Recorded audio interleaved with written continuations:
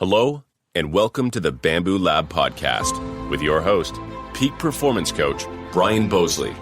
Are you stuck on the hamster wheel of life, spinning and spinning, but not really moving forward? Are you ready to jump off and soar? Are you finally ready to sculpt your life? If so, you've landed in the right place. This podcast is created and broadcast just for you. All of you strivers, thrivers, and survivors out there. If you'd like to learn more about Brian and the Bamboo Lab, feel free to reach out to explore your true peak level at www.bamboolab3.com. Well, welcome everyone to the Bamboo Lab podcast. Let's dissect. Just to share a few new updates. They haven't changed much in the last couple. They've changed, but this is the third podcast in 2 days, so we haven't seen a lot of new countries come in, but we do have, now we're up to 37 countries, 6 continents, and 801 cities where we have subscribers and avid listeners and followers. So that's so great news. Such great news. And it's due to the guests that I bring on, like the one we're going to listen to today, these amazing people. But I want to read one heart letter that just came in this morning. And it's so pertinent because it's regarding Sue Harrison, my guest as of yesterday. And it was very simple. She said, Sue has to be one of the most selfless people I've ever heard. What a beautiful soul. I couldn't agree more, Bamboo Pack member. All right. Today, we have a lady on here who I have known for probably too many years to want to say 30-some years, for sure or more. We went to school together in St. Ignace, Michigan. And I can tell you, from doing these podcasts over the past several months, I have learned the amount of talent that has come out of LaSalle High School in St. Ignace, Michigan. So we have Tracy Wilson on here. And Tracy has been a certified facilitator for True Colors since 2001. And she's going to explain True Colors in a bit. It's fantastic, amazing material. And she's one of only a handful of elite facilitators across the country. She is certified in several advanced applications, including communication, conflict resolution, teaching and learning styles, and parenting. She served as the secretary of the International True Colors Association for more than 8 years. Tracy's favorite session to facilitate is with teens and their parents. And that's just a godsend to have a talent like this that can help teens communicate with their parents. Tracy normally does the color workshops in person, but because of 2020, she has learned now to do engaging in sessions virtually via the internet. So Tracy Wilson, welcome to the Bamboo Lab podcast. Thanks for having me, Brian. Hey, it's a pleasure. We could probably share a few stories of our times working at the dockside together on here too. We probably could. I have a few pretty strong memories from that place. I do as well. And it might have a couple of things that I did probably really indicates what my color is too. So yeah, there's a little bit going on in there. Yeah. It's like I remember you throwing a nickel at a member or at a customer one time.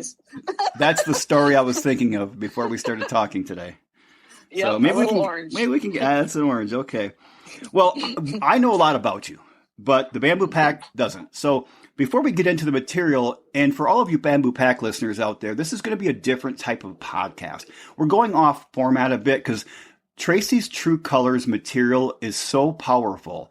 I want her to spend the time going through that so you can get a good understanding of what it is and how it might benefit you and your loved ones. But before we get into that, Tracy, can you tell the Bamboo Pack members about yourself and where you came from? Well, I am a LaSalle High School graduate, as you mentioned. We graduated together in the class of 85, dating us a little bit. I moved to St. Ignace from West Branch, where I was born, in Michigan, and we moved to the St. Ignace area when I was 9. My parents bought a business there. And that's really, I grew up in this great little neighborhood called Evergreen Shores, right outside of St. Ignace. And like you and your friends on the west side of town, we spent all of our summer hours outdoors all day long, riding our bikes and swimming in Lake Huron. And we used to ride our bikes from Evergreen Shores into St. Ignace and then back several times a day.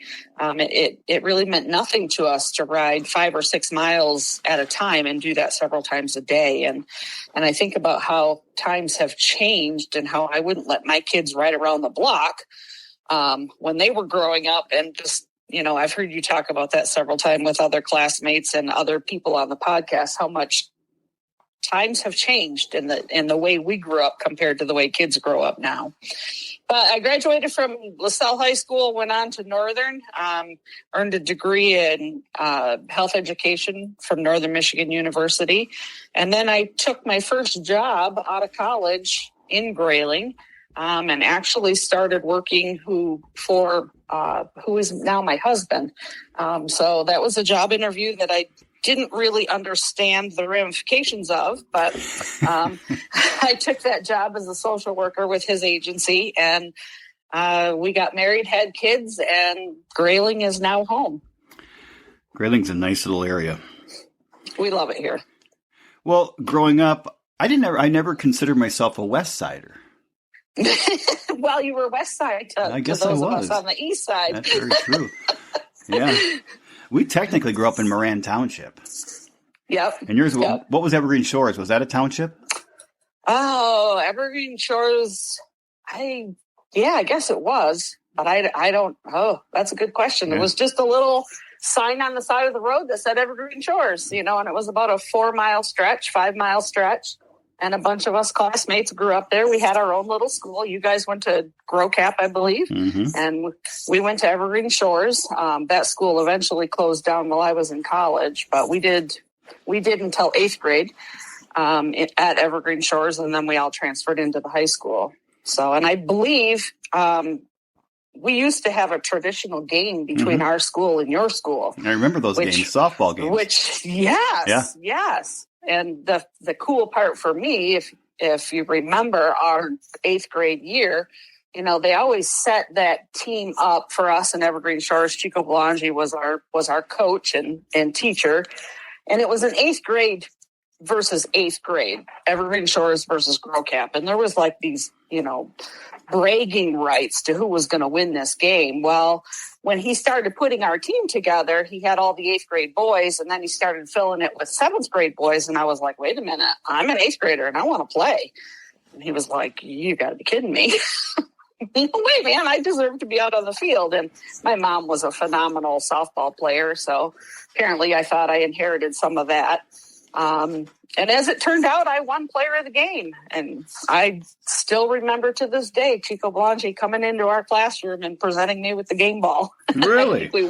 I think we won by 1 or 2 runs or something, but I caught what would have been, would have turned the tide, and GrowCap would have won the game if I had not caught the ball. And I somehow managed to do that. So you got East Side beat West Side that year?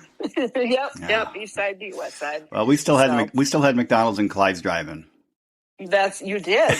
That is very true. And the East Side used to ride our bikes up to McDonald's to get ice cream. So. That is a long ride. It was. So growing up in St. Ignace, this beautiful little community that we both had the pleasure and the benefit of growing up in, who was your greatest inspiration and why? Stay with us. We'll be right back.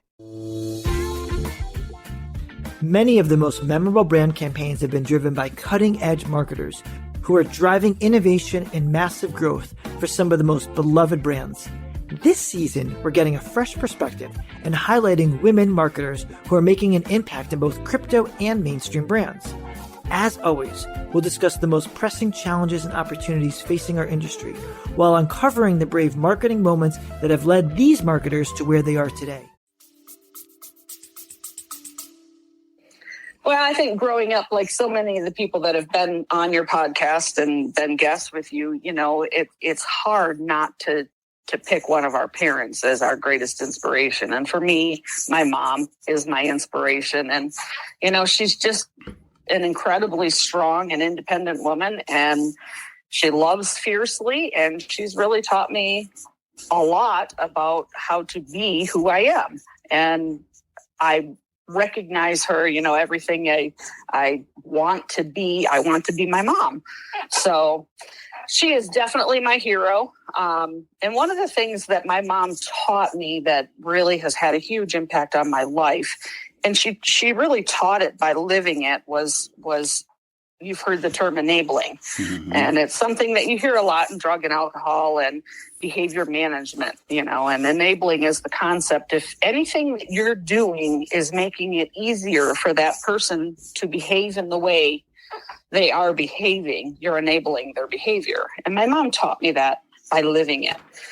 She did not believe in enabling behaviors, man. And if you were on the wrong side of where you needed to be, she was going to call you out, and it was a line in the sand, and she wasn't messing around. And, it came across as tough love, and it really is. That's what enabling, when you're trying to stop enabling somebody, you really are using tough love. And you're trying to get them to straighten themselves out. And that's probably the greatest lesson my mom ever gave me. And she taught me that by living it. I remember working with your mother. Mm-hmm. Yeah. Yep. I can see that quality. I can see that trait in her. Yeah. Yep. You didn't mess with her.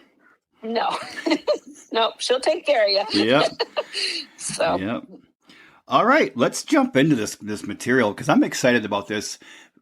I have taken every personality test through the course of my career, whether it's Myers-Briggs or DISC, or I have my own small assessment that I give to everybody just to get a quick assessment when they come in my coaching practice.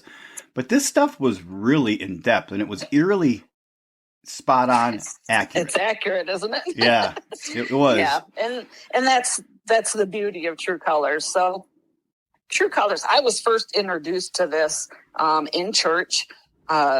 One of our priests at the time brought in this tool and had the parishioners do this survey. And Doug and I were sitting there in church and we're going through this little questionnaire, and we didn't get very far into it. And I just looked at him and said, "Oh my God, you're gold." And he looked at me and said, "Yeah, and you're blue." So you can instantly identify not only yourself, but the people around you. So we had a blast with it at church, and I took it to work and talked to my boss at the time and said, let's do this with the staff. And he looked at the material, and being a typical green, he was just like, well, where did this come from? What's the research behind it? Where's the history? Find out more about it before I present it to anybody else. I want to know the background. So I started doing a little research, and lo and behold, True Colors is an international company. And they've been around for, I believe, since the early 70s. So True Colors is the information that you get when you do a True Colors training is based on the same history as Myers-Briggs, Carl Jung, going back all these years. You can trace the history and the science back to 400 BC, when Hippocrates said, if you study large groups of people, you can break them down into groups based on the way that they behave. So in the 70s, Don Lowry, who was the founder of True Colors, was working with Dr. Kersey, and Dr. Kersey introduced him to the concepts, and he said, this is really, really good information, and it really is making a difference for me, but it's hard to remember. We need something that's easy to remember, easy to understand. And so he took all of that scientific data from years and years and years of research, and he turned it into True Colors, making it just something you quickly associate with and you understand. And then the other factor that he added in the concept of edutainment. You make it fun. You give activities and do things that you really interact with people. I've been doing True Colors since 2001. I was certified. After I found the background on, like my boss had asked me to find, and I went and found that information, then we wrote a grant. It's been, 20 years ago now, but we wrote a grant and we sent 2 of our employees to certification training. And so that's when I got certified in 2001. And then we used the True Colors program to raise funds for one of our programs called School Link. And we were a program that provided school nurse services to the elementary schools in our county. And I started offering True Colors trainings to other schools, other programs, and then we would use that money that they would pay us to do that for that workshop, we would use that money to support the school nurse program. Okay. So that's how we got our start in it. And over the years, I've picked up a lot of, they call them additional applications. So the true parenting, the conflict resolution, different applications like that add to my credentials. And I do trainings all over Michigan. It's interesting because I really don't advertise. I've been doing this for 20 years, and there's people all over the state that know me. And when a need comes up, they call me and I set up a contract and I go out and take care of people. But because I work full time in a separate career and I have a family and all of that stuff, it's something I really don't do a lot of advertising with. But it's pretty cool when you get a call and somebody says, hey, I was in this conference 10 years ago and I was wondering if you still do this. So there's a long history there for me. Yeah, 21 years. That's a long time to be doing anything. It is. And I absolutely love it. And every session I do, I learn something different. And that's the beauty of True Colors. I don't go in and just lecture to people.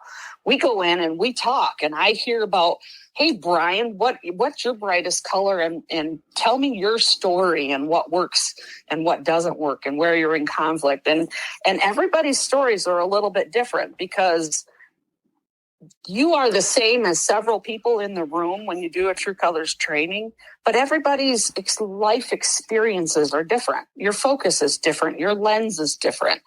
I always say, well, I'm a blue, but I was raised by a green dad and an orange mom. And so my blue is shadowed by those colors.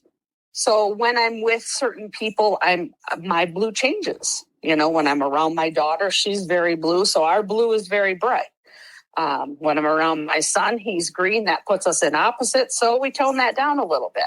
So it's your life experience that really shapes who you are. But True Colors helps you understand those different pieces. Okay, go ahead. Well, that's what the next question I was going to ask is if I'm in the audience now and I'm thinking, okay, True Colors, I'm thinking in my head, I'm singing the Cyndi Lauper song, True Colors Shining Through. I think it's Cyndi Lauper's. I don't remember, but So if I'm in the audience right now, I'm wondering, okay, what is this True Colors? It sounds fascinating, and can you share us with give us a 60-second or something, just boom, of what it is. Okay. So True Colors, the company, True Colors International, is a consulting and training company that gives you the opportunity to understand yourself and how you get along with others in your team, your family, your organization, the types of roles you pick up. True Colors affects everything about you. I love that. So tell us, how do you do this? I mean, I know how you administer the test to me, but traditionally when you're doing team training or sessions, what does that look like? Okay, so the piece that you did is our online assessment, and it's a really simple tool for us as facilitators. We email you a link, you jump on, you take a little, probably about 20 minutes online, answer some questions, and then that will tell you what your True Colors are, and it gives you like a 30-page booklet that you can read all about how you get along with other people, how you can improve communication, all kinds of really helpful information. If I'm doing a live True Colors session, if the company that I'm doing it for has used the online assessment, then we jump right into the edutainment part, and we break people up into groups based on their colors. So all the golds over here and all the blues over there, oranges and greens. So there's 4 True Colors: gold, green, blue, and orange. And we break them up into groups, and we have them answer 4 questions. What are your strengths? What are your weaknesses? What gives you joy? And what stresses you out? And we take, 20 minutes to a half hour, and they have to come up with their answers together. When we test somebody's True Colors, I try and put the brightest colors holding the markers in that group, because the brightest colors will be able to tell somebody if they're venturing into a different color. So if you're in the gold group and I have one of my bright color golds holding that marker, and somebody in the group says, well, I think acting on a whim is our strength. she's that person holding the marker is going to be like, yeah, no, we like a schedule. Golds like to be scheduled. And if we're not early, then we're late. So that impromptu acting on a whim is much more orange. So does that make sense? Yeah. It helps you kind of sort them out. So they learn a ton from the people in the group. And that's what I love. And that's why I'm constantly learning, because everybody's story is a little bit different. But then we do that piece, and then we break out and report back. Everybody kind of comes together for that. We talk about each of the 4 colors, so that everybody learns what are the, when I break them up into groups and they answer those 4 questions, and then we come back together and I read the script that summarizes the strengths, the weaknesses, the joys, and the stressors, people are like, wow, we did really well as a group identifying what nationally across the world people have said are our strengths or our weaknesses. So you have that part where you compare. Then we talk about introvert and extrovert, because that really makes a difference in how your true colors appear to other people. If you're an extrovert, your energy shines outward. Your colors are pretty bright. People can see them easily. If you're an introvert, your colors shine inward, and people really have to get to know you. And that was probably one of the biggest lessons that True Colors taught me. I can go back to high school and I can think about some of the people that I just could never quite get a relationship going with. And so, when you're that age, 16, 17, 18, if there's somebody that you really don't know, what are you going to think? Wow, they're stuck up. They're a snob, and you just don't bother. Well, what I learned through True Colors is those people were probably introverts, and I wasn't taking the time to get to know them. So that was one of the things that I always tie back with True Colors and tie back to high school was getting to know somebody before you make those judgments. Giving people a chance to be understood is huge. And then the step that we talk about, I always say when I do a training, if you're going to walk out of this training with anything, I want you to walk out of here with reframing. And reframing is us looking at how we think we're behaving versus how other people are interpreting our behavior. And this is something that really can improve your relationships very quickly.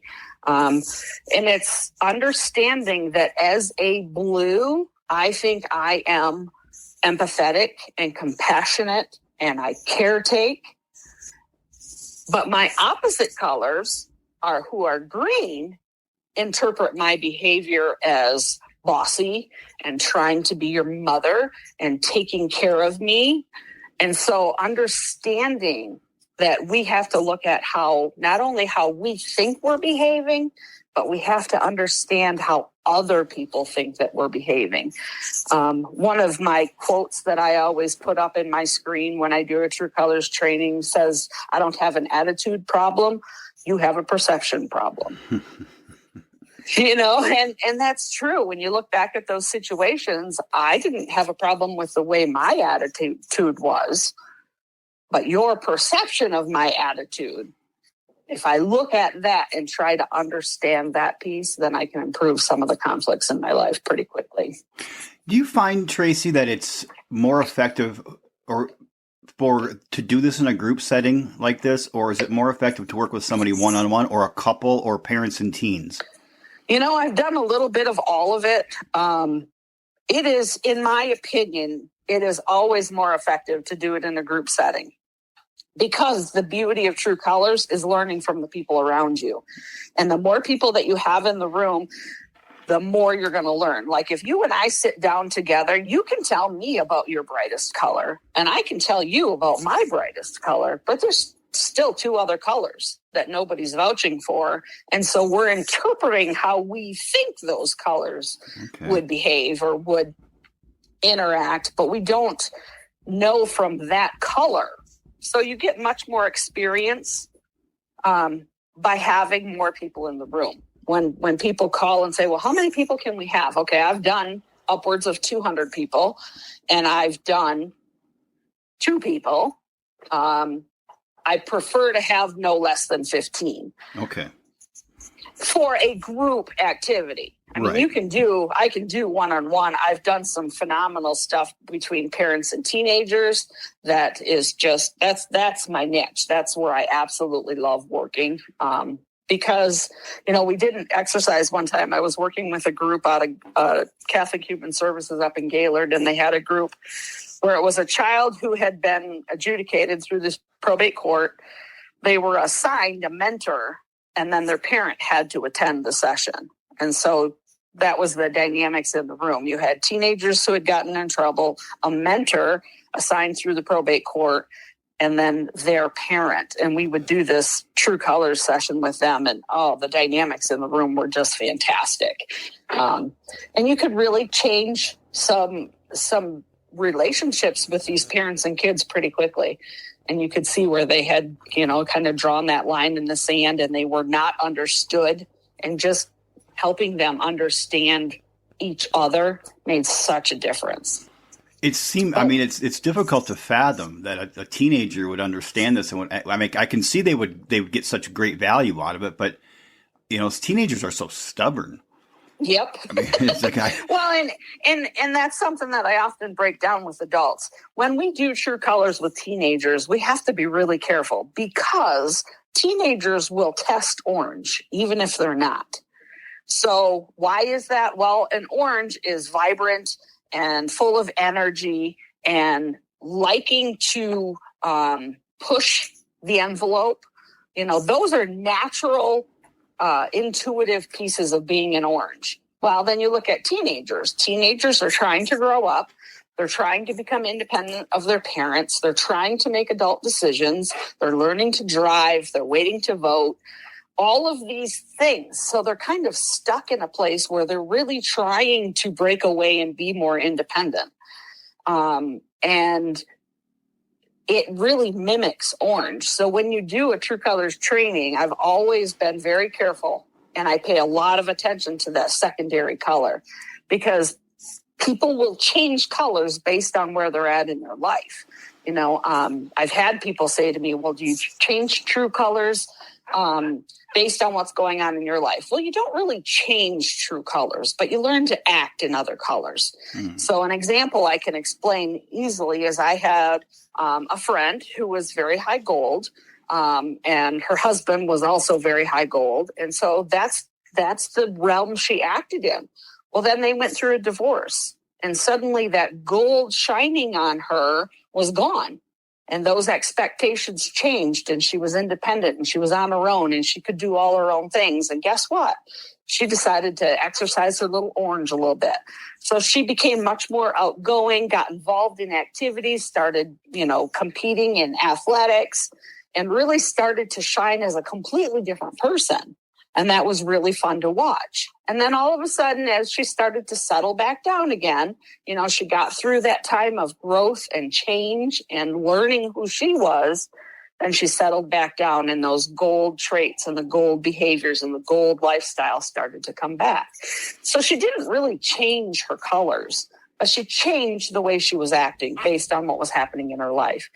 So that happens a lot too when families, suffer a death. You have a family unit, and you've learned to operate and make your colors work together. And then all of a sudden, one person is removed from that, and their color is gone. And so then you start to realize what the other colors are around you, and you have to relearn who you are.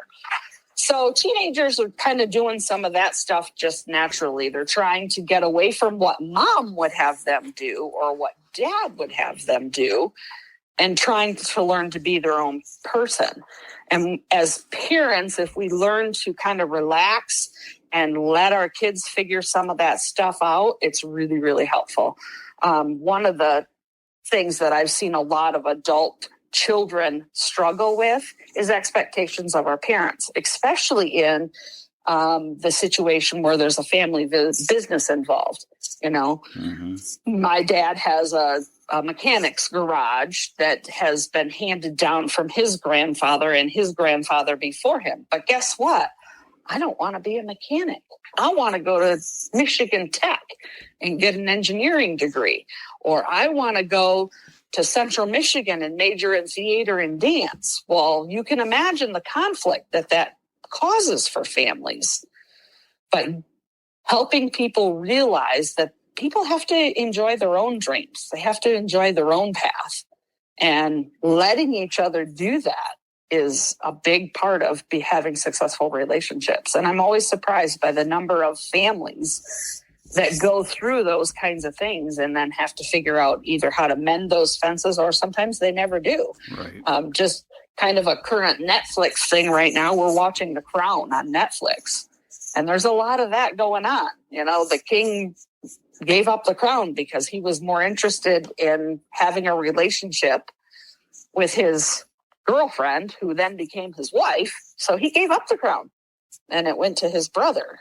And there's lots of that dynamic going on in that. So that's just a Netflix example. I think this would be a good time, Tracy, to walk through the 4 colors, and if you could summarize what each of them means, because I've been reading this material, you know, I think it was 30 or 31 pages, and trying to figure it out a little bit. So I think that this would be a good time for the Bamboo Pack to understand what the 4 colors are and what they represent. Okay, so you have 4 colors. Gold is our first color, there's not an approved order that we give them in, but gold, I'll talk about first, is structure, routine.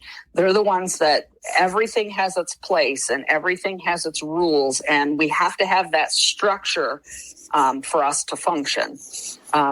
Green are analytical, love to learn. I always talk with greens. I always talk about they're in a constant state of learning. They're reading books. They're taking classes. I have met several greens through the course of my travels with True Colors who have many degrees. They go to school, they get their associates, they go back to school, they get their bachelor's, they go back to school, they get their master's, they go back to school and get a PhD. Sometimes they go back and get a second master's. They just love to learn. Very analytical, philosophical, big picture people.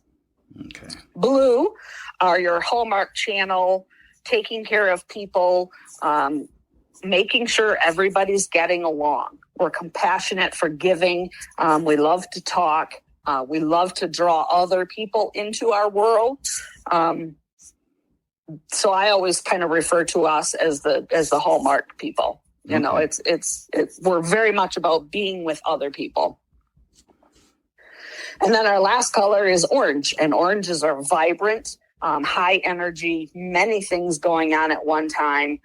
They are the definition of multitasking, which I always laugh because if you listen to an orange, they tell you the only way they can survive is if they're multitasking. And if you listen to a gold, they'll tell you that you can't realistically be successful by multitasking. You have to do one thing at a time. So there's a constant opposites between those two. And really that's the way our society is broken down as well. If the two most pronounced colors in society are gold and orange, and they are flaming opposites. So, you know, one of them's looking to break the rules and one of them's looking to set the rules. And that's pretty much the way our society is run. Everything is either in the rules or out of the rules. So those are the 4 true colors: gold, green, blue, and orange.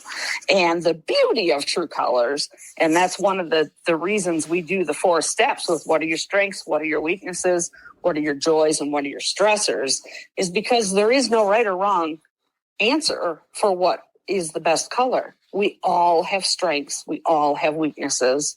We all have joys, and we all have stressors. And we never allow, we call it, true color bashing. You're not allowed to pick on other colors. You're not allowed to make one color appear to be weaker than the other. There are gifts in all 4 true colors. And learning to recognize and accept those gifts is what makes you a better human being. I really like that. Strengths, weaknesses, joys, and stresses. Yes. Yep. Simplifies things in my head. It does. It does. It makes it, again, it's all about keeping it easy to understand. Don Lowry was the creator, and he was one of those kids. I got to hear his story personally from him. I got to work with him for about a 10-day period. Back in the early 2000s, I actually got to fly out to California. It was my first big girl trip, first time I ever went anywhere by myself. And I was out in California for about 10 days, got to meet him and his wife and spend time at his house. And I was helping his wife actually write one of their books, which was True Love Styles. And that was all about couples and how you get along with each other. But Don was one of those people growing up that he didn't fit in anywhere. He always felt like he was a square peg in a round hole. And True Colors helped him understand why he felt that way and how he could be better understood. And so for me as well, I mean, it's something that it really makes you understand who you are. And the first time we did True Colors, back in the church, the very first thought that came into my head as I was reading what it means to be a blue, I went right back to second grade parent-teacher conferences. And that's, the saying that people will remember or will forget the things you did, but they won't forget how you made them feel. That was me. When I was reading what it means to be a blue, I went right back to second grade parent-teacher conferences, and my dad came home and told me that my teacher said I was too worried about everybody else and that I needed to spend more time worrying about myself. And for me, that was devastating to hear. As a blue, our innate need is to take care of other people. That's what we do. And all of a sudden, this teacher was telling me that was a bad thing. And that really kind of, even at second grade, threw me into some conflict. And it was just like, how can this be bad? This is what I am. Right. So, and it's amazing when you start to see, when you're doing a True Colors training and you see those light bulbs come on for people in those aha moments where they're just like, oh my God, I get it. I was doing a training at Houghton Lake High School, just a voluntary, went in to work with a high school class. I think it was a speech class. And they were just trying to learn new tools and stuff. And we did this testing, and I'm walking around the room observing, and all of a sudden this voice, this teenage boy, I'll never forget it. All of a sudden his voice just said, oh my God, my dad is gold. And I kind of walked up behind him. I put my hand on his shoulder and I said, and you're orange, aren't you? And he said, yeah. And he didn't need to explain anything. He didn't need to tell me how heartbroken he was because he and his dad were opposite colors. I knew just as soon as the way he said, oh my God, my dad is gold, I knew the pain in his heart because he could not come to an agreement with his dad. They were just constantly butting heads, and it didn't matter what it was about, or it just didn't matter. All of a sudden he understood, well, so and I have a question. I want to bring this up because it's something you said to me on the phone 2 or 3 weeks ago when we were talking that was really interesting to me. It was about the anchor or the sail, but we'll get to that. But if I test it out, I'm an orange in this order: orange, green, blue, and gold. What does that mean for me? What is it? I mean, everybody has all four colors. Right. So when you do a True Colors test, everybody has all four colors in differing degrees. Your brightest color is the color you most often act in. Okay. So that's primarily when I'm walking around and, talking to people, I'm primarily blue. That's what you're going to see first. You're going to see me taking care of people, being friendly, being emotional, not being afraid to talk about my feelings, those kinds of things. For you, the orange is probably your multitasking, many things going on at the same time. You talk a lot about your rugby experience. That was a very orange thing for you. For sure. Rugby is definitely an orange sport. Okay. The multitasking, the energy, always on the move, always lots of things going on, very physically demanding. And really with oranges, it's especially interesting because an orange who is in esteem, that's a word we use a lot in True Colors, in esteem, things are going well, you feel good about yourself. As an orange that is in esteem, they are physically active. They're in good shape. They're lifting weights. They're working out, however that avenue is. There is a physical drive there that is a natural part of your energy level. And when you can't do those things, you come out of esteem very quickly. that morning run or the walk or whatever it is that you do. I've got an orange stepson who he's up at 4:30, 5 o'clock in the morning to go play men's basketball. And then he goes to work and he works for the day. And then he comes home and he paddles his canoe or he rides his bike or he runs. I mean, he's just always physically driven. So that's an innate part of the orange. And if you don't have that ability to do the physical, then you're looking for that energy fix from some other source. So that's a big part of the orange. So everybody has all 4 colors. Your secondary color then just kind of shifts in, and that's your next level of comfort. So you said your orange, green, blue, then gold. Yeah.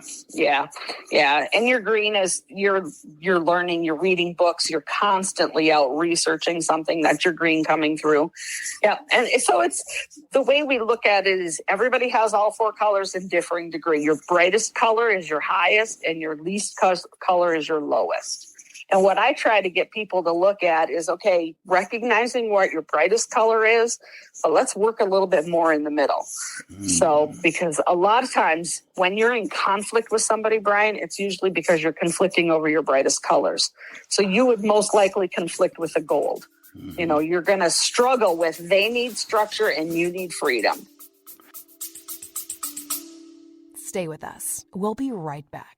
Hi, this is Ross, the host of Smells Like Humans, a show about interesting and quirky human behavior.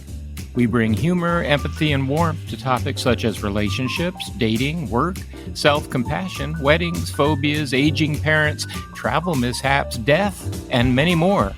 Ever wonder what happens at a cuddle party? We talk about it. Free-range kids in restaurants? We've got some thoughts. Bedtime stories for adults? We're on it. Light, fun, unscripted conversation and personal stories. Please join us by clicking the link in the show notes.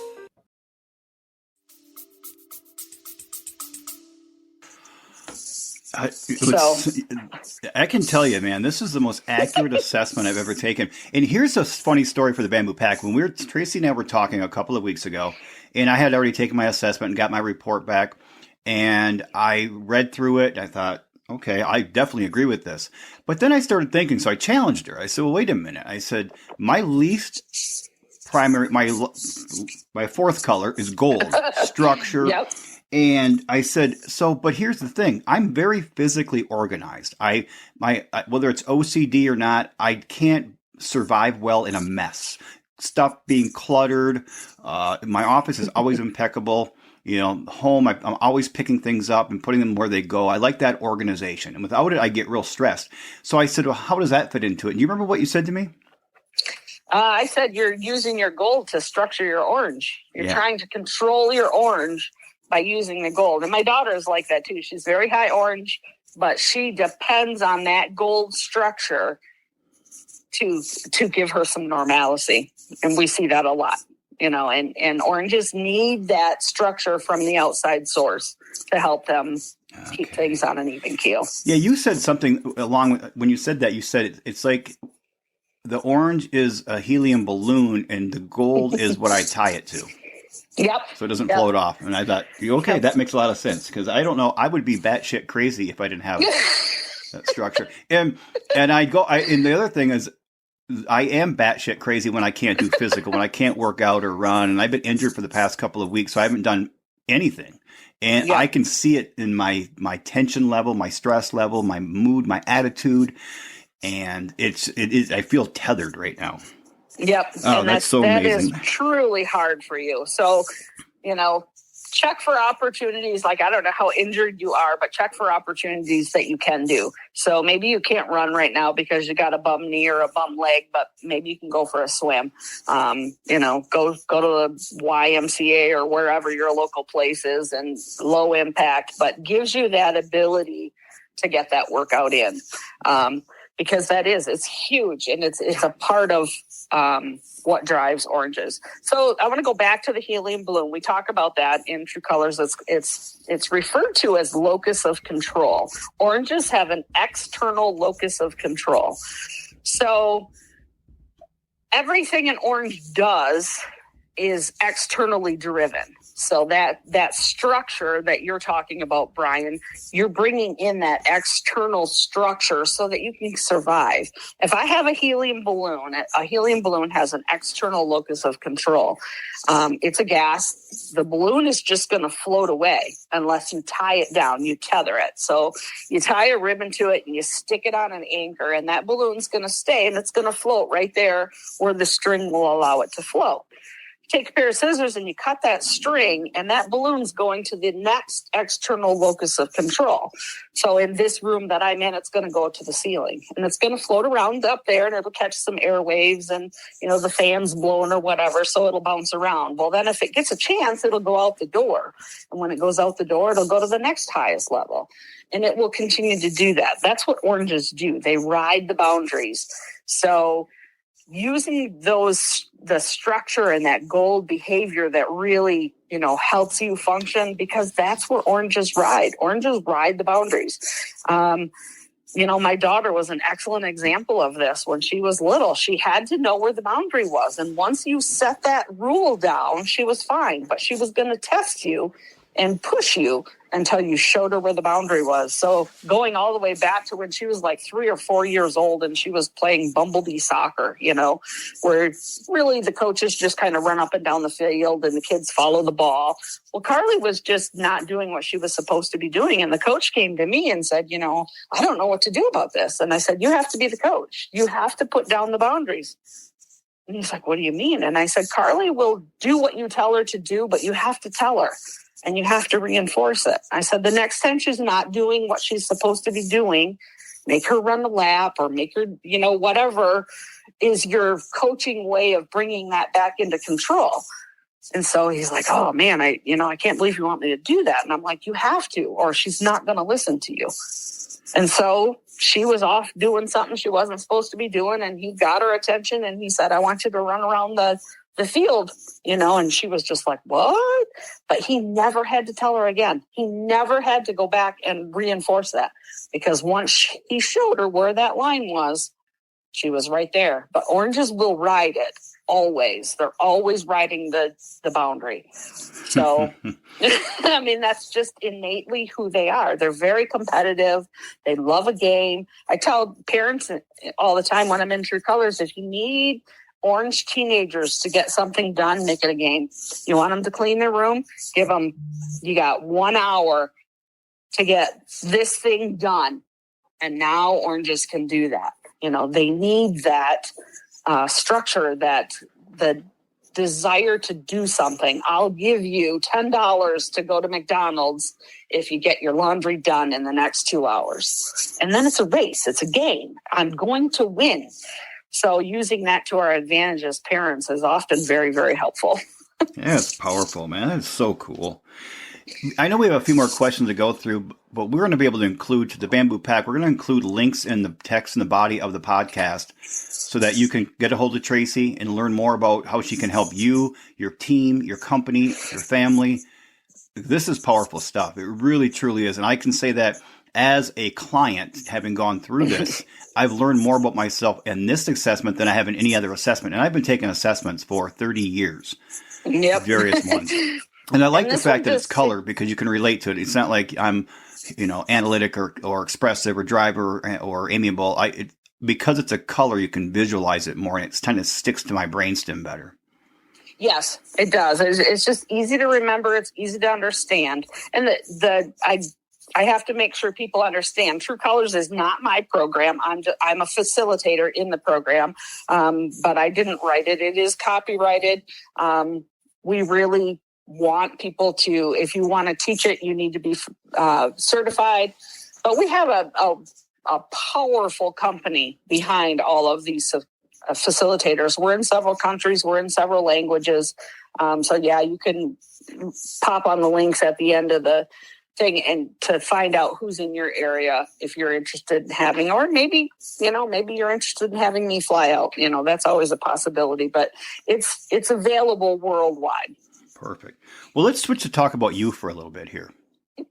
Okay. I'm going to ask the proverbial question I ask every guest, and you can choose to answer or you can decline. Tracy, in the course of your life, what's the most difficult thing you've gone through? Well, I think for me, the most difficult thing that I've gone through, and I've done it in two major ways. Are you familiar with Calvin and Hobbes? Oh, yeah, for sure. I love Calvin and Hobbes. Yeah, really popular cartoon, comic book. My son loved Calvin and Hobbes, and so every time there was a book fair, he brought home something from Calvin and Hobbes, and we were flipping through it one night, and there was a comic in there, and it so perfectly summarized my experience with True Colors. So for any of the listeners that don't know, Calvin is a little boy, and Hobbes is his tiger. And when nobody's in the room, Hobbes is a real live tiger.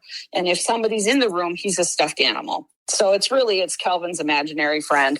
But this particular comic strip that I love and I have integrated into my True Colors presentations for years now shows Calvin and Hobbes walking outside, and it says, "Mom and Dad drive me crazy.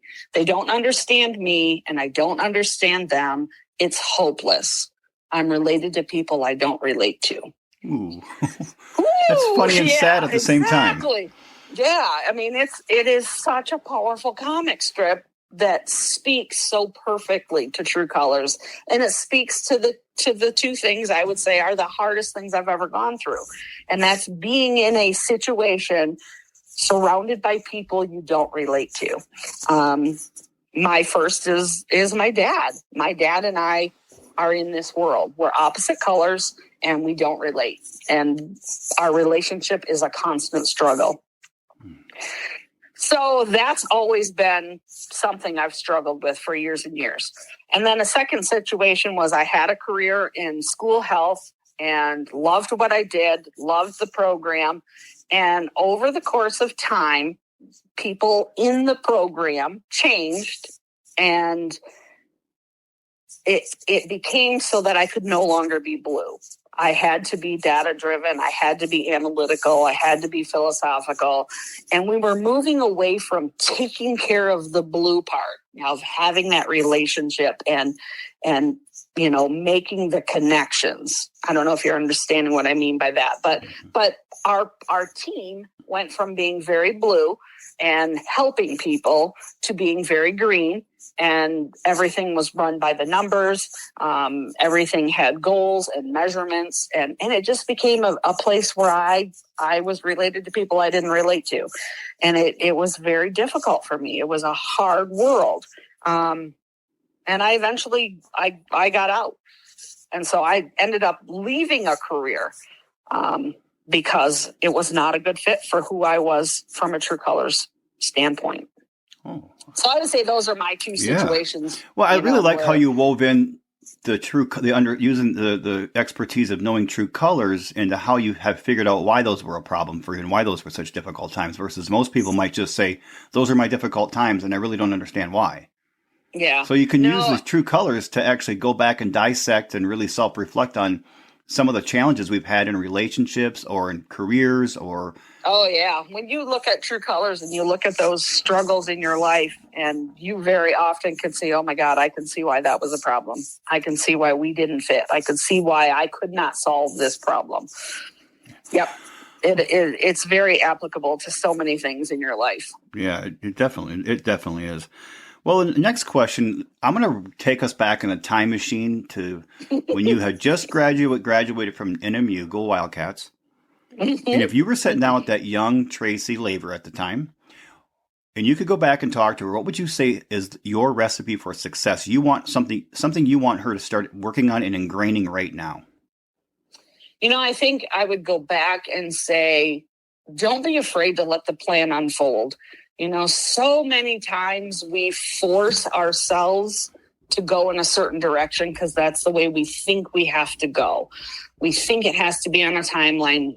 We have to be this many years old before we get our degree. And then we have to be this many years old before we get married. And we have to be this many, we have a mindset that we measure our success or our failure on, according to that outside structure. And sometimes we just need to let the plan unfold, and my career is a perfect example. I went to college thinking, actually, here's the truth. I went to college because the only thing I ever aspired to do as a child was to be a wife and mother. So I went to college looking for that Mrs. degree.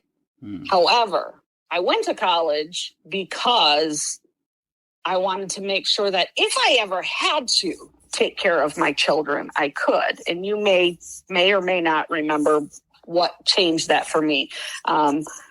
When we were young, there was a serious accident that affected all of us in one way or another. And that was how it affected me kind of externally. I watched as close family friends lost. It was a family of 4. They lost a father and son in a car accident. Mom was not prepared to be that parent. She didn't have the education, the training. Dad was the breadwinner. And I thought to myself, I'm never going to be in that position. I will never be in a position where I can't take care of my family. So when I was a senior in high school, that happened when we were in 8th grade. I watched them struggle for a few years, and then the mom eventually went back to school and got her degree and, did everything she needed to do. But when the graduation was rolling around for us, I decided I'm going to college. I'm going to have a degree so that I can take care of my family if I ever need to. But I really had no intention of ever having a career. So I went and I thought I was going for social work, which is a pretty blue career. But when I got into the social work program, I felt like I was being put in a box and that I was going to be, if I got this degree in social worker, I was going to end up being a child protective services worker. And I did not want to do that. I knew it would break my heart. I'm way too gentle and too caring to deal with people that are hurting children. So I ended up switching majors. I ended up in health education, minor in speech. And the first job I took out of college was actually a social work position working with kids. My life just kind of went from there. I ended up back in school health. I worked for 15 years in the school health field. Now I'm currently VP of marketing for a local credit union, and I've learned everything I'm doing on the job. I've self-taught myself. I have self-learned how to do everything marketing, and I love what I'm doing. So when it comes to kids and talking to people that are going to college, I tell them, go and get that degree, but get a degree that's flexible. Get something that you can use in several different situations. I never like to see anybody major in something that is only good if they choose to do that one thing. It's better to get something that's a little bit more well-rounded and that you have the ability to plug in different opportunities and take advantage of different opportunities. I think that's what I would focus on if I was going back. I like that. Don't be afraid to let the plan unfold. I love that. Yeah. And, one of the conversations we've had around here a lot lately, I have a 22-year-old. She just is graduating from college and trying to make that next step. And it's like, don't panic. These kids that are graduating right now, they think, oh my God, I'm out of college. I should have my first big job, my high pay, but you got to climb the ladder. You got to start somewhere and climb the ladder. It doesn't matter what you majored in or what your job is. You got to start at the bottom and work your way up. You may be in training to be a doctor, but you're still going to have to start at the bottom and work your way up.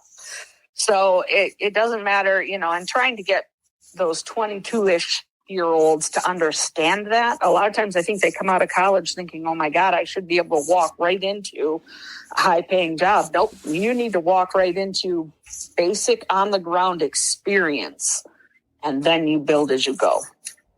I like that. That's very true. Tracy, what would you say is a win for you at this point in your career? You have your primary career, you've got your true colors career, you have your family. What is a win for you with all that combined? A win for me is anytime I can get people to slow down and understand a little bit better. Whether it's true colors or whether it's work related. Sometimes if we can just get people to slow down a little bit, you talk on your show a lot about just how you want people to walk away with nuggets, those little pieces of wisdom that they can pull from somebody else's experience. And I'm definitely that way. If I can get you to think about a situation and change the way you're thinking about it and help you be more comfortable with where you are right now. I love that. I want to share a real quick story with the bamboo pack, and I'm trying to figure out what color you were using when you did this, but I did some work for your team a few years ago. And you had me come up. We got a hold of me. You got a hold of me and said, "Hey, Brian, we'd like to have you do some speaking." And I said, "Yeah, we worked it out." And I said, here are my demands. And I don't know. It was something to the effect of, I want M&Ms on the table, and I only want green M&Ms. I want bottled water of this certain brand, and I want Morgan Freeman to introduce me to come up on stage. So, and it was a joke. Do you remember that? Yeah, I do remember so that. I walked in. Came across that file. I walked in, and in the morning, and it was a several-hour speaking and training, and on the table up front by the podium, by my black whiteboard, was the water I wanted, the M&Ms I requested, demanded, and she had a Morgan Freeman voiceover guy introduce me to come up on stage. And that blew me away, man. That blew me away. That was so much fun. I tell that story all the time. That was so memorable, man. Seeing that, to me, it just makes me so happy to hear that. Those little nuggets, those little pieces, I always think about what are people going to remember. And I try and make sure that what they remember is those things where you feel good, where you just feel good. Right. No, it was definitely a feel good moment. Much better than the time I threw the nickel at the customer at the restaurant. Yeah, we had a few moments like that. Oh, yeah. Yeah. I also remember a specific sunburn. I had a sunburn? Oh, yeah. You fell asleep out at the sand dunes. Oh, yeah. And you were like a lobster. And then I think you put baby oil on it, or you did something you got really sick. And oh, geez. It was like, yeah. I might have just been trying to get out of work, too. You might have been, but you were pretty red. So yeah. We all knew you were hurting. That's a costly way to get out of work. There you go. Yep. All right. Especially now. Yeah. So, Tracy, my final question is there any question that I didn't ask that you would have liked me to have asked? Or is there any piece of wisdom, a life mantra that you'd like to share with the Bamboo Pack before we sign off today? I do have a little bit of life mantra that I have just, it was taught to me at the same time that I learned true colors in the same church. And I don't have an author. I've done a lot of research. I've tried to find the poem online. I have not had any luck, but there's a poem called Who Flies the Kite? And it's something that I use all the time. I try, and every time I do a true colors training, I try and wrap up with this poem. It's on my logo. I have a kite on my logo for my business. But it's called Who Flies the Kite? Who flies the kite? I, said the boy, it is my joy. I fly the kite. Who flies the kite? I, said the wind, it is my whim. I fly the kite. Who flies the kite? I, said the tail, I make it sail. I fly the kite. Who flies the kite? I, said the string, I make it sing. I fly the kite. So, who flies the kite? All are wrong, all are right. It takes them all to fly the kite. Woo. I love that. Isn't that cool? That is really cool. I know where I'm going to put that in the podcast right away. That is so amazing. Yeah, I wish I had an author for it because I don't know who wrote it, but man, they did a great job of summarizing that it takes all of us to make the world go round. It takes a village. It takes all of us. We all have strengths. We all have weaknesses. We all have joys. We all have stressors. Amen to that. And so Bamboo Pack, I'm going to stress, and I stress this a lot because when I find a piece of wisdom or information or a person who can have a dramatic impact on my life and the members of the Bamboo Pack, I like to make sure I say it over and over again.